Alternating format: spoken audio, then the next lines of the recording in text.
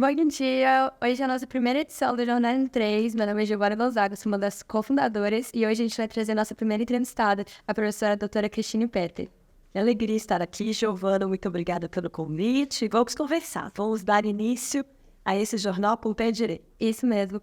Professora, eu gostaria primeiro que você se apresentasse, falasse um pouco sobre a sua trajetória, sobre a sua vida fora da escola, da faculdade. Bom, na verdade, eu gosto de começar essas perguntas mais pessoais dizendo que eu nasci professora, né? Tudo mais eu fui me tornando com a vida, para usar aí a célebre frase de Simone de Beauvoir, né? Que nós não nascemos mulher, nos tornamos mulher. Pois é, eu nasci professora. O que isso quer dizer? Isso quer dizer que a minha vida sempre foi uma vida de escola, né? Eu não consigo imaginar minha rotina, eu não consigo imaginar aquilo que eu gosto de fazer sem ter uma escola também. Minha mãe disse que quando eu tinha menos de 2 anos de idade, morava numa vila militar, porque eu sou filha de militar, e passava a Kombi para buscar as crianças, né? O transporte escolar para levar para a escola. E que um belo dia eu impliquei que queria entrar naquele carro e ela foi comigo, e ali eu fui para a escola e nunca mais voltei.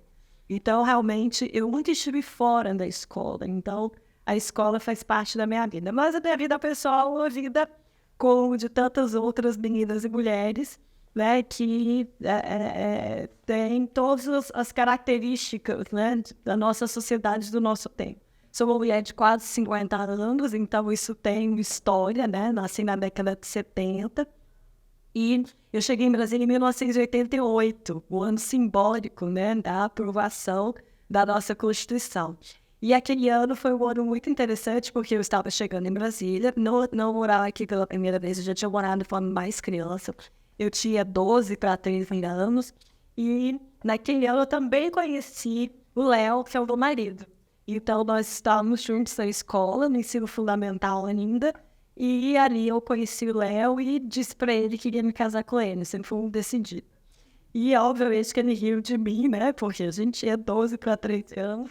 Mas assim foi, a vida, nós não namoramos desde então, mas a vida foi se encaminhando. E nós nos encontramos, eu me casei muito cedo, me casei, né, com 20 anos. Nós fomos morar juntos, com 23 nós oficializamos a nossa relação. Então é isso, é uma história bem longa, né, mas um resumo grande é esse. E hoje nós temos 3 filhos. Não é fácil conciliar a vida pessoal com a vida profissional, mas os pratinhos sempre foram muito equilibrados, porque, de alguma forma, eu e o Léo nos conhecemos há muito tempo, então a gente conhece muitas características um do outro. Eu não seria feliz sem a faculdade, sem a atuação profissional, que tem a ver totalmente com a faculdade. E a minha escolha pelo direito foi uma escolha muito relacionada a Brasília. Eu queria morar em Brasília, inclusive o Léo não queria, né? Então eu tive que convencê-lo a morar em Brasília. Ele foi fazer faculdade no Rio Grande do Sul, daí voltou para a gente casar. Daí acabou fazendo o UNB, eu também fiz o UNB. E a nossa história tem a ver com essa estética de Brasília, né? O curso de Direito não era uma opção e acabou sendo por conta dessa minha história de mãe Brasília. Eu sempre gostei das ciências humanas, mas as exatas também não eram um problema. Eu sempre fui estudiosa, então... Mas eu escolhi Direito por conta de me falaram, olha, se quer trabalhar e morar em Brasília, eu acho que o Direito é uma boa opção. E acabei sendo muito feliz, né? Gostei muito, a minha graduação foi excelente. E eu fiquei na UNB durante 20 anos fazendo graduação, mestrado, doutorado, sendo professora voluntária. Ainda estou lá, para dizer a verdade, né? Com projetos como o Empodera, com o curso da Ensino Feminista. Então essa é um pouco da minha história pessoal, né? Que tem a ver com a escola e com a minha formação cultural e profissional. Quais conselhos a senhora dá para quem ainda está na faculdade ou para quem ainda vai começar a faculdade? Bom, essa fórmula mágica não existe, né? Então, meus conselhos são conselhos de... antes de entrar numa faculdade de Direito, especificamente, conheçam o próprio curso e o que ele oferece, né? O Direito é muito amplo, tem muitos caminhos, mas eu acho que você tem que entrar com um pouco de autoconhecimento. Aqui no Brasil, diferente de outros países, as pessoas escolhem Direito sem saber muito bem o que é e para que serve. Nos outros países, isso é uma pós-graduação, então já existe um grau de maturidade maior. Então, o que eu sinto, né, sou professora do 2º semestre, então eu pego vocês praticamente na extensão do 2º grau, agora chamado de ensino médio, né? Eu acho que falta muito essa perspectiva do que vocês estão fazendo aqui. Então, esse autoconhecimento, eu acho que terapia, essa busca pelas suas próprias verdades, né? Essa busca pelo próprio autoconhecimento daquilo que vai te fazer feliz, aquilo que você vai poder ser útil para a sociedade com as suas vocações, perfis, competências e habilidades pessoais, eu acho que é um bom caminho. Então, se eu tivesse uma chance, né, um shot para dizer a vocês o que fazer, façam terapia de autoconhecimento. Acho que isso ajuda muito, porque vocês entram muito jovens na faculdade. Agora, durante o curso, procurem fazer o que Giovana, Manu e Julia estão fazendo, né? Projetos extracurriculares. Eu acho que isso é muito importante, né? Eu acho que a graduação, a sala de aula, as matérias, a dogmática jurídica, ela é essencial e básica, mas para você se destacar nesse direito, você precisa inovar, inventar, procurar algo que não esteja em sala de aula. Então, eu tenho um grupo de pesquisa há mais de 20 anos, é o grupo de pesquisa mais antigo aqui do Centro, que chama Núcleo de Estudos Constitucionais, e o que eu brinco é que lá nós temos essa chance de experimentar o fora de sala de aula, no extra sala de aula, e é muito bacana, né? Meus alunos do NEC geralmente vêm com feedback. Hoje, como é um grupo muito, muito antigo, eu tenho alunos em todas as instâncias de poder, em todos os cargos, em todas as profissões jurídicas, e eles me dão feedback muito positivo. Como que é aqueles nossos encontros do NEC no começo, antes de eu ter filhos, né, que foram os primeiros 10 anos de atuação aqui no CEUB, eu fazia esse encontro aos sábados. Então a gente saía para almoçar, a gente conversava, a gente fazia brunches aqui de manhã, era uma festa aos sábados com o leque. Daí depois que eu tive filhos, obviamente, eu tive que refazer isso, né, voltei para durante a semana. Mas é isso, é essa perspectiva, né? A gente vai adaptando. Quando a senhora resolveu trazer a pauta feminista para sua trajetória acadêmica, como aconteceu e por que aconteceu? O constitucionalismo feminista é uma história muito bacana que eu sempre gosto de compartilhar. Primeiro que eu não trouxe, ela veio, sentou e falou, não sai daqui, né? Então, esse é o ponto importante. A pauta feminista chegou na minha gravidez dos gêmeos, né? Eu tenho 3 filhos, o Arthur tem 16 anos, Pedro e Miquel têm 8 anos, são gêmeos. E eu sempre fui uma pessoa que gostei tanto do direito constitucional e me dediquei tanto ao direito constitucional que eu não estudava outra coisa. O direito constitucional me tomou basicamente os 20 anos, né, dos 30 que eu tenho né, desde que eu entrei no curso de Direito. Esse ano, inclusive, eu estou comemorando 30 anos que eu ingressei na minha graduação. Então, por isso que eu falo em 30 anos. E eu passei praticamente 20 anos estudando só o Direito Constitucional. Me apaixonei pelo Direito Constitucional nos meus primeiros semestres de faculdade. Estudei Direito Constitucional à exaustão. E quando eu engravidei dos gêmeos, não foi uma gravidez planejada, então eu engravidei sem querer de gêmeos uterinos e foi uma delícia. Mas foi uma gravidez desafiadora, eu tive que ficar em casa, de repouso, porque, né, eu era mais velha, e meu útero já não estava tão preparado para aquela gravidez. E eu acabei sentindo muito essa necessidade de ler coisas sobre mulheres, sobre a questão do feminino, né? Ali eu fiquei basicamente olhando uma barriga crescer durante 7 meses de repouso. Então, essa pauta veio daquele momento, né? Era muita progesterona, era muito, muito hormônio para segurar a gravidez. Então, acho que eu fiquei, em todos os sentidos, e principalmente fisicamente, muito envolvida com o feminino e com o feminismo. Então, eu li algumas coisas ali na gravidez, e quando eu saí daquele momento meio inebriante, né, nos primeiros meses das crianças, eu liguei para uma amiga e falei, eu preciso de leitura feminista, porque eu sou uma professora, então eu preciso ler alguma coisa mais epistemológica, mais filosófica, mais metodológica do feminismo. E ela me deu 800 páginas, né, dessa minha amiga, professora Débora Diniz, famosa, né? E aí, com essa leitura, eu me senti apta a começar a estudar o feminismo na minha área, que é o direito constitucional. E aí eu encontrei esse livro chamado Constitucionalismo Feminista, que é um livro em inglês, de professoras canadenses, israelenses e britânicas. E aí acabou que surgiu o constitucionalismo feminista. Então entrou nesse momento da gravidez dos gêmeos, mas veio também a partir desse meu encontro, feliz encontro com Débora Diniz, com Berkeley Benz, tantas autoras que eu admiro nesse mundo das mulheres. A gente gostaria de saber o que levou à criação do projeto, se a senhora puder falar um pouquinho sobre ele. Bom, o Empodera da Verdade já é o filhote do constitucionalismo feminista. Então, em 2016, 2017, e a professora da Faquinha, a professora Stefânia Barbosa, fundamos o Constitucionalismo Feminista no Brasil, com esse nome e com o intuito de, um projeto aí de 20 anos, lançarmos uma dezena de livros, né, que pudessem dar visibilidade às mulheres no direito constitucional. Porque no mundo todo, a gente notou que as mulheres não têm esse espaço no constitucionalismo. Como o constitucionalismo é um lugar de poder, as mulheres não conseguem acessar o poder, então fica uma consequência bem óbvia, né? Não temos constitucionalistas famosas, as constitucionalistas não são referências, né, nas principais obras, nas obras clássicas, nas obras mais consultadas do direito constitucional. Então, o projeto Constitucionalismo Feminista é para dar visibilidade às mulheres no direito constitucional. Elas sempre estiveram lá, sempre estiveram produzindo. Aqui no Brasil, nós temos uma ícone do direito constitucional brasileiro das décadas de 50, 60, 70, que é a professora Rosário Solano. Ela tem livros produzidos, a gente estuda isso desde 20 anos do direito constitucional, sem ter nunca ouvido falar de Rosário Solano. É uma gaúcha, porreta, muito estudiosa, e que participou do processo constituinte de 88, da Comissão Afonso-Arinos. Ela era uma mulher muito, muito potente do direito constitucional e visibilizada, né? Silenciada, esquecida pela história. Então, recuperar a memória de mulheres como a Rosário Solano e das constituintes, por exemplo, né, também é um objetivo do constitucionalismo feminista. Mas o Empodera nasce como projeto de extensão do constitucionalismo feminista. O que a professora Bettina notamos? Que as mulheres, elas não tinham como projetos de vida serem poderosas, né? Para que você seja ministra do Supremo, deputada, senadora, presidente da República, ministra de Estado, é preciso ter um projeto de vida que coloque isso à disposição dos cargos da República, né? Não é de um dia para a noite que a gente monta uma ministra do Supremo ou uma ministra de Estado. Você tem que querer isso, você tem que se preparar, se publicar, se colocar à disposição para que todas as pessoas possam te enxergar naquele espaço de poder. Então, não é, surgiu a vaga da ministra Rosa Weber.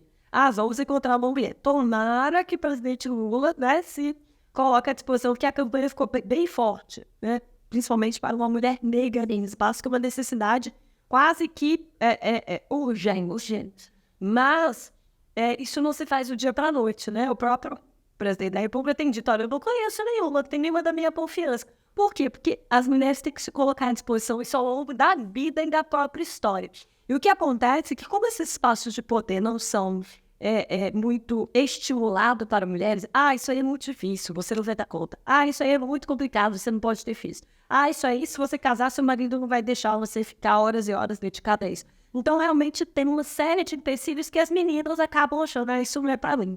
Principalmente quando vem a maternidade, né? Acho que antes da maternidade, nós somos realmente aquilo que fala o bordão feminista, né? Vocês podem estar onde vocês quiserem, vocês podem fazer o que vocês quiserem. Mas quando vem o primeiro filho, a gente já dá uma recuada nisso. Quando vem o segundo, e se tiver 3 como eu, desiste, né?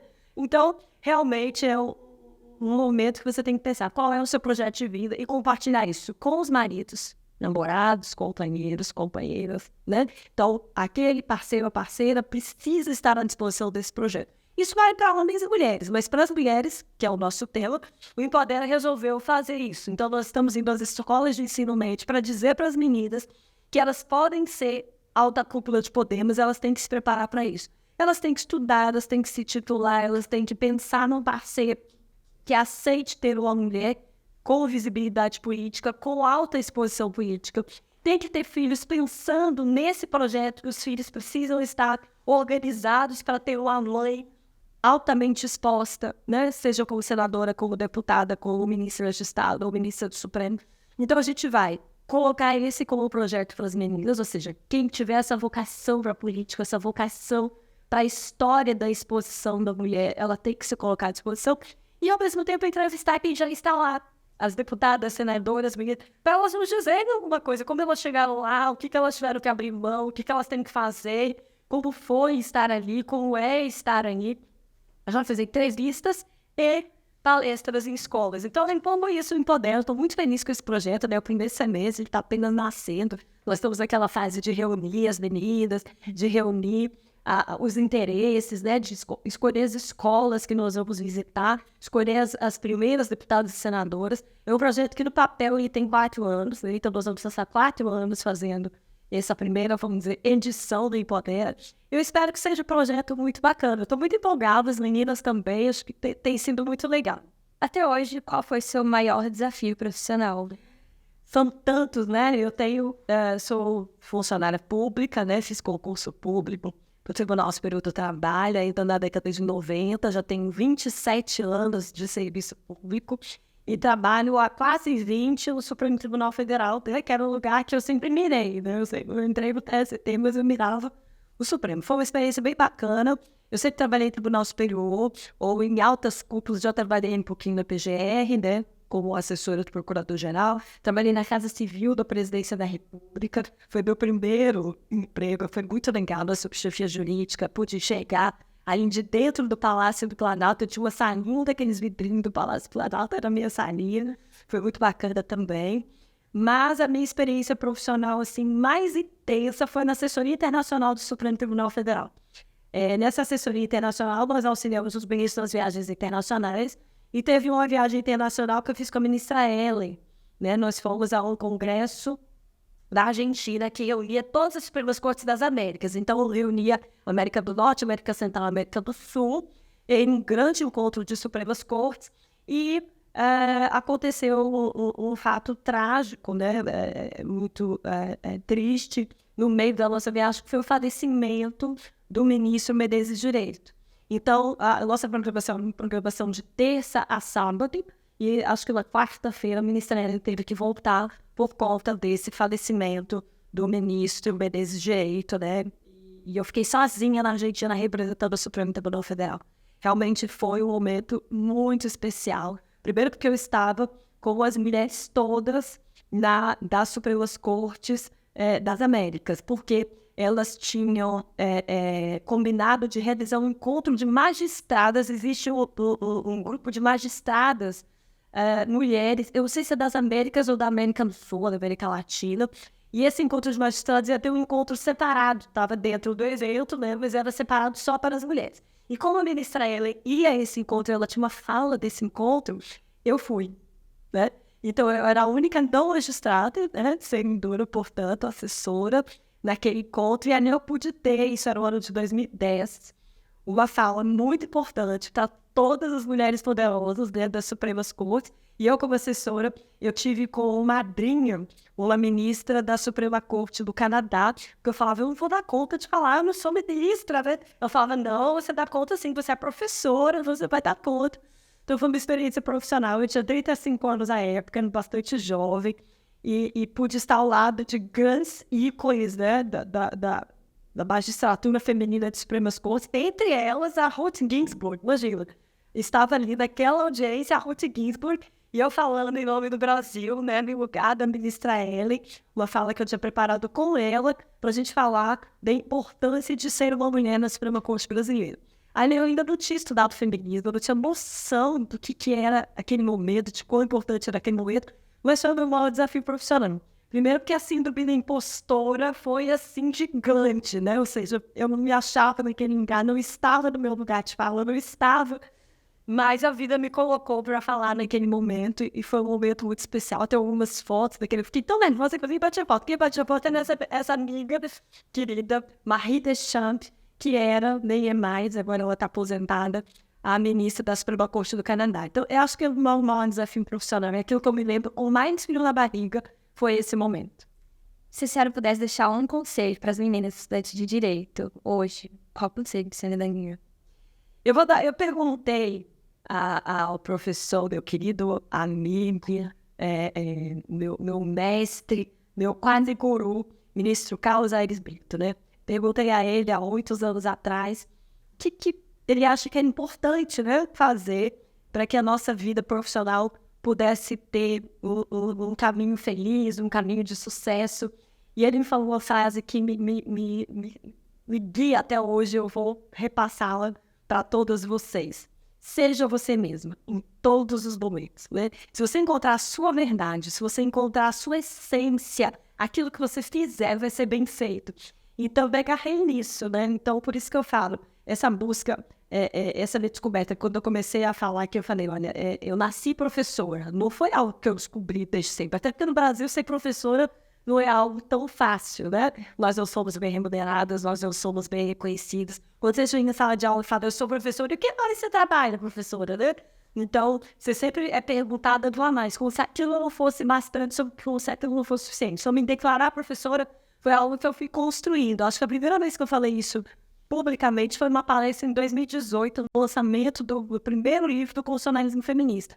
Aí eu me dei conta, né? Eu estava lendo O Segundo Sexo, de Simone de Beauvoir e tal. Eu falei, olha, eu não nasci mulher, mas eu também não nasci outra coisa. Eu acho que eu nasci professora. Então, eu me dei conta um pouco nesse processo de autoconhecimento, da busca por quem eu era. Então, buscar a sua essência, quem você é, aquilo que você faz se divertindo, né? Na sua mais autêntica fórmula. E o direito permite isso. Que a gente possa misturar, como você está fazendo, Giovana, o direito com a comunicação, né? O direito com o jornalismo, o direito com a ciência política. Então, eu acho que isso é muito bacana. Procure a sua essência e seja no direito aquilo que você é naturalmente, que vai dar certo. A senhora coordenou juntamente com outras mulheres 3 volumes de livro chamado Constitucionalismo Feminista. Como surgiu esse projeto e qual é o objetivo? Eu vou daquilo que eu falei antes, né? O constitucionalismo feminista foi quando eu me dei conta de que eu tinha virado feminista e a gente encontrou esse livro da professora Bentley Baines, da professora, o nome dela é Kahana, né? Bem diferente. E tem, enfim, uma série de possibilidades que a gente viu no nome desse livro. Então, o projeto de construir uma epistemologia do constitucionalismo feminista, uma teoria do constitucionalismo feminista, uma metodologia do constitucionalismo feminista, uma dogmática. Então, a gente está passando por todas as etapas de construção de um novo campo, de uma nova teoria, né, para o direito constitucional mundial. E a gente está fazendo isso em conjunto. Hoje, inclusive, esse projeto é um projeto que nós temos oficialmente com o Canadá. O Canadá, né, a professora Merina, inclusive, está indo essa semana a Chicago, lá nos Estados Unidos, junto com as professoras canadenses desse nosso projeto, apresentar isso lá nos Estados Unidos. Então, é um projeto internacional em que nós estamos mundialmente reunidas, professoras de direito constitucional, para dar visibilidade às mulheres dentro dessa área, né? Esse projeto nasceu lá no Canadá em 2010, coincidentemente naquele mesmo ano do meu encontro com as professoras na Argentina. E ele é um projeto que tem como objetivo trazer o feminismo para o olhar do direito constitucional. Então, reescrever a teoria, reescrever a jurisprudência, reestar, né, no direito constitucional nessa visão mais empoderada. Então, a luta pelas mulheres na Suprema Corte é mundial, a luta pelas mulheres no poder legislativo é mundial, e tudo isso o direito constitucional está tentando lidar por meio do constitucionalismo feminista. Perfeito. Muito obrigada, professora. A gente gostaria de te agradecer e desejar ainda mais sucesso na sua trajetória em nome do Jornal 3. Muito obrigada a vocês, meninas, e muito sucesso para o Jornal 3. Estou muito orgulhosa de fazer parte desse projeto. Muito obrigada. Tchau, tchau, gente.